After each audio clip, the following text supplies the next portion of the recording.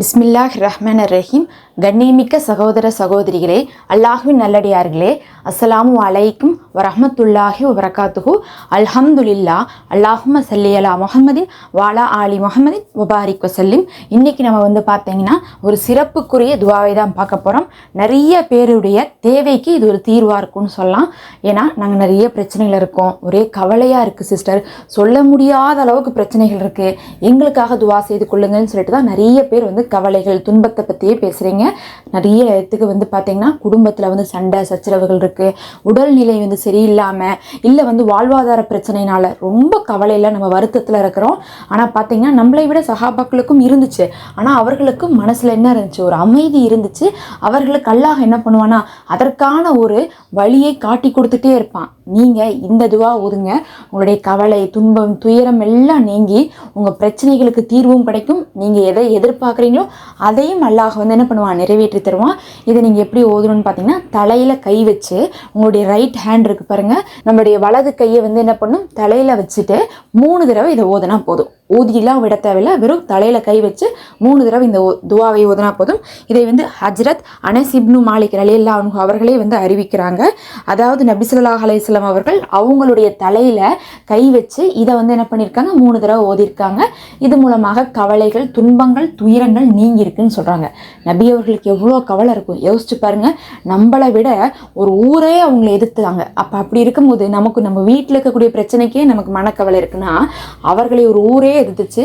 மக்கத்து காஃபிர்கள்லாம் அப்படி ரொம்ப என்ன பண்ணுவாங்கன்னா, அந்த காலத்தில் அந்த சிலை வணக்கத்துக்காக இவர்களை எப்படி பண்ணாங்கன்னா, நீங்கள் முட்டாளு, நீங்கள் என்ன பண்ணுறீங்க பைத்தியக்காரர், நீங்கள் கற்பனையாளர்லாம் சொல்லி ரொம்ப கஷ்டப்படுத்தினாங்க. ஒரு நபியாக இருப்பது தாங்க முடியாத அளவுக்கு சோதனையை பெறக்கூடியதுக்கு நிறைய வாய்ப்பு இருந்தும் கூட நபி அவர்கள் மனம் தளராமல் இதை தான் ஓதி வந்தாங்க.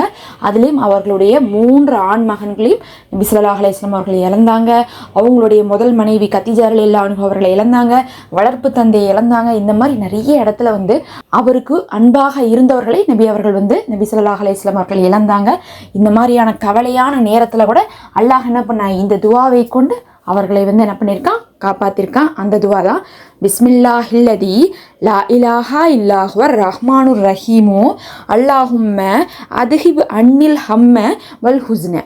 அதாவது இந்த துவாவில் முதல்ல பிஸ்மி சொல்லி ஆரம்பிக்கிறோம், அல்லாஹுடைய பேர் சொல்லி ஆரம்பிக்கிறோம். அதுக்கப்புறம் என்ன சொல்கிறோம், களிமா சொல்கிறோம், உன்னை தவிர வணக்கத்துக்குரியவன் வேறு யாரும் இல்லை அப்படின்னு சொல்லிட்டு இந்த லா இலாஹ இல்லல்லாஹ்ங்கக்கூடிய களிமா சொல்கிறோம். களிமா சொல்லிட்டு என்ன சொல்கிறோம், அல்லாஹுடைய சிறப்பு பெயரை கொண்டு அழைக்கிறோம். இஸ்மு இருக்குது, அர் ரஹ்மானுர் ரஹீமோ, அளவற்ற அருளானும் நிகரற்ற அன்புடையனும் அப்படிங்கிறோம். நல்லா பாருங்கள், முதல் வரியிலே 3 விஷயத்தை சொல்லிட்டோம். பிஸ்மி சொல்லி ஆரம்பிச்சிட்டோம், களிமா சொல்லிட்டோம், அப்புறம் அவனுடைய இஸ்மை சொல்லிட்டோம். அடுத்தது இப்போ தான் துவா கேட்குறோம். நம்ம நினச்சிக்கிறோம் நம்ம கேட்குறது எல்லாமே துவான்ட்டு. நாம் கேட்கக்கூடிய துவா தமிழில் கேட்குறோம் பாருங்கள், அதில் மட்டும்தான் நம்ம துவாவாக எல்லாமே கேட்டுக்கிறோம். ஆனால் நம்ம அரபியில் பார்க்கக்கூடிய எல்லா துவாலையும் வெறும் துவா மட்டும் இருக்காது. துவானா பிரார்த்தனை, அதில் திக்ரு இஸ்மு களிமான்னு எல்லாம் சேர்ந்து தான் வரும். அதனால தான் அதை ஓதும் போது ஈஸியாக நமக்கு துவாக்கள் கபுலாக்கப்படுது. நீங்கள் எதையும் முன்னாடி எக்ஸ்ட்ரா ஓதாமல் இதை ஓதுனாவே உங்கள் துவா என்ன ஆயிரும், கபுலாயிரும். இப்போ 3 விஷயத்த சொல்லிட்டு 4வதாக துவா கேட்குறோம். அதில் அல்லாஹும்ம அதுஹிப் அன்னில் ஹம்ம வல் ஹுஸ்ன, யா அல்லாஹ் நீ என்னை விட்டு கவலையும் துக்கத்தையும் நீக்குவாயாக அப்படின்னு கேட்டிருக்காங்க. நமக்கு தெரியாது, கவலை துக்கம் எல்லாம் ஒன்று தானே அப்படின்னு நம்ம நினைப்போம். ஆனால் கவலைக்கும் துக்கத்துக்கும் பெரிய வித்தியாசம் இருக்குது. கவலைன்னா என்ன தெரியுங்களா, இப்போ ஒரு விஷயம் உங்களுக்கு நடக்கலை, இல்லை ஒரு விஷயம் நடக்கணும்னு நீங்கள் ஆசைப்படுறீங்க, அது நடக்காமல் இருக்கிறனால உங்களுக்கு மனசு கஷ்டமாக இருக்குது, அதெல்லாமே கவலையில் சொல்லலாம். அதாவது சின்ன சின்ன விஷயங்கள்னு சொல்லலாம். அது இன்னைக்கு இல்லாட்டாலும் என்னைக்காவது ஒரு நாள் தீர்ந்து போகலாம், இல்லை தீர்ந்து கூட போகாமல் இருக்கலாம், ஆனால் அது ஒரு சின்ன விஷயம், அதுதான் கவலைங்கிறது.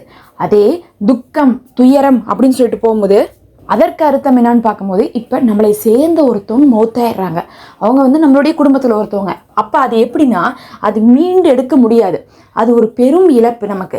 அதை தான் என்ன சொல்லுவாங்கன்னா துக்கம் துயரம்னு சொல்லுவாங்க. அப்போ கவலைங்கிறது ஒரு தற்காலிகமானது, சின்ன சின்ன பிரச்சனைக்கு வரும்.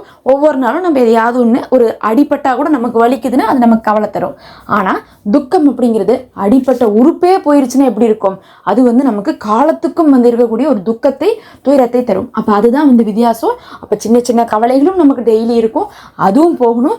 பெருசாக இப்படி வந்து உயிரிழப்புகள்லாம் வருது, அங்கே இருக்கக்கூடிய நாட்டு மக்களே இழக்கிறாங்க, அவங்களே எதிர்க்கிறாங்க அப்படிங்கக்கூடிய நேரத்தில் கூட வரக்கூடிய வருத்தம் இருக்குது பாருங்கள், அது வந்து துக்கமாக இருக்கும்.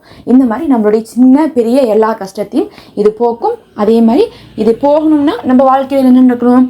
நல்லது நடக்கணும், நம்ம ஆசைப்பட்டது நடக்கணும். அதை என்ன பண்ணுவான்? அல்லாஹும் நிறைவேற்றி கொடுப்பான். இதை ஓதி பாருங்க 3 தடவை தலையில் கை வச்சு. அல்லாஹ்வே போதுமானவன். பயன் தரக்கூடிய வீடியோக்களை தான் போடுறோம். நீங்கள் மறக்காமல் வந்து சப்ஸ்கிரைப் பண்ணி லைக் பண்ணி வச்சுக்கோங்க. அதே மாதிரி நம்ம சேனலில் மெம்பர்ஷிப் இருக்குது, ஹதியாவாக விரும்புகிறவங்க ஜாயின் பண்ணிக்கோங்க.